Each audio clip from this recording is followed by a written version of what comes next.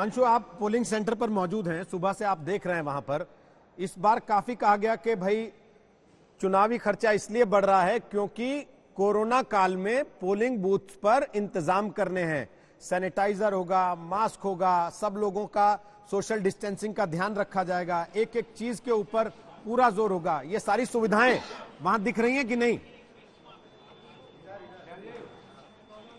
बिल्कुल दिख रही है। मैं आपको दिखा देता हूं, अपने कैमरामैन प्रदीप गुप्ता से कहूंगा कि वो दिखाएं यहाँ पर कि देखिए थर्मल स्क्रीनिंग के लिए जो है टेम्परेचर मीटर है, और ये जो यहाँ पे एक और अधिकारी लगाई गई हैं, उन्होंने सैनिटाइजर लिया। जो भी वोटर यहाँ पे वोट कास्ट करने आ रहा है उसको उससे पहले सैनिटाइज दिया जा रहा है और उनका थर्मल स्क्रीनिंग करा जा रहा है। तो कम से कम ये तो चीजें हैं। सोशल डिस्टेंसिंग के लिए जरूर अपील की जा रही है।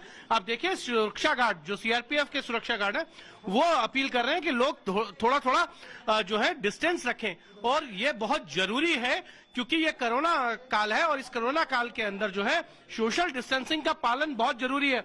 हम कुछ लोगों से बात करते हैं कि उनके मुद्दे क्या हैं। आप क्या चाहते हैं महिला होने के नाते कि सरकार क्या करे ऐसा, और क्या सरकार के कामों से आप खुश? देखिए सब लोग जी, आप खुश हैं सरकार के विकास कार्यों से? जी हाँ, खुश है, बहुत खुश देने हैं। और क्या चाहती हैं महिला होने के नाते? महिला लेकिन क्या चाहते हैं ये कि अच्छा ये है। जी, आपको क्या लगता है कि कानून व्यवस्था ठीक है? तो अभी तक कार्ड नहीं दिया, इतना सबको बांटा मगर हमको अभी नहीं दिया। हमको नहीं दिया, सबको दिया। आप क्या चाहते हैं सरकार से, क्या होना चाहिए महिलाओं के लिए सबसे अच्छी चीज? किए जा रहे हैं, ये बात चुनाव आयोग ने कही, दिखाई दे रहे हैं क्या? कार्ड नहीं है, राशन कार्ड नहीं दिया गया है। नहीं रोहित, मुझे लगता है कि एक यहाँ दिखाई दे रही रोहित, इन पोस्टरों में, जमीन पर जब हम इन पोस्टरों से अगर हम अलग हटाते हैं तो आप देखिए मास्क नहीं है। आप लोगों को मास्क पहनना चाहिए, नहीं पहनना चाहिए? मास्क तो है, ये मास्क को होना चाहिए कि यहाँ बांटने के लिए। आप अपना सैनिटाइजर लेकर के आए हैं या यहाँ पर उपलब्ध कराया गया है? सैनिटाइजर वहाँ का हम खुद यहाँ से ले लिए हैं। सैनिटाइजर, हैंड वॉश, वो सबको बांटना चाहिए। कोविड-19 का यहाँ तो कुछ सुरक्षित नहीं है तो दूसरा क्या रहेगा? देख रहे कितना एक सटा हुआ, कितना दूरी है।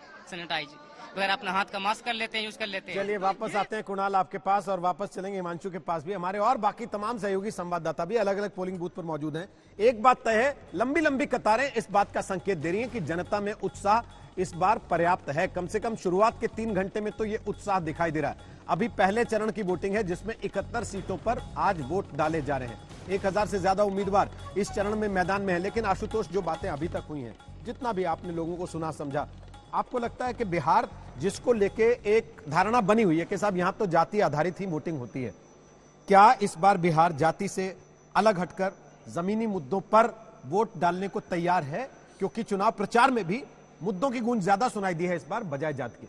देखिए रोहित, मेरा मानना है कि बिहार हो, उत्तर प्रदेश हो, हिंदुस्तान के किसी कोने में जाइए, वहां जाति आधारित और धर्म के आधार पर वोटिंग होती है। चुनाव को तय कौन करता है? चुनाव को दरअसल जो 7-8% जो फ्लोटिंग वोटर होता है वो तय करती है। आरजेडी का चुनाव, अगर आरजेडी का वोटर लेंगे तो उसका एक फिक्स्ड वोटर होता है, बीजेपी का फिक्स्ड वोटर होता है, जेडीयू का फिक्स वोटर, हर पार्टी का अपना एक फिक्स वोटर होता है।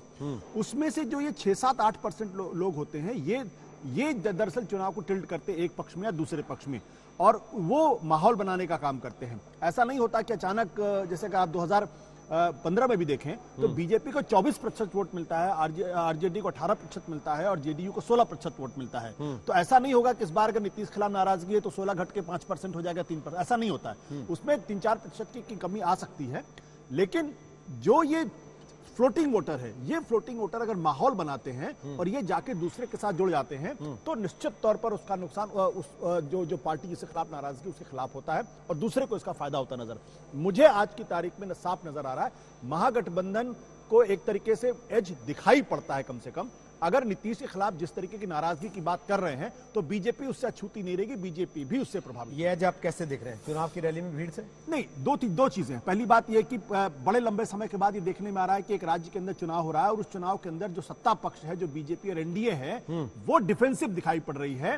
और जो भीड़ जो 2014 में जो नरेंद्र मोदी की रैलियों में, पार्लियामेंट के चुनाव में दिखाई पड़ती है, जिसके आधार पर लोगों ने असेसमेंट किया था, भीड़ से ज्यादा फर्क नहीं पड़ता। भीड़ में जो जोश, जो ऊर्जा, जो रिस्पॉन्स होता है वो महत्वपूर्ण होता है। और दूसरी बात, उन्होंने बेरोजगारी का मुद्दा किया और उस पर सत्ता पक्ष को रिस्पॉन्ड करना पड़ा, यह महत्वपूर्ण बात है।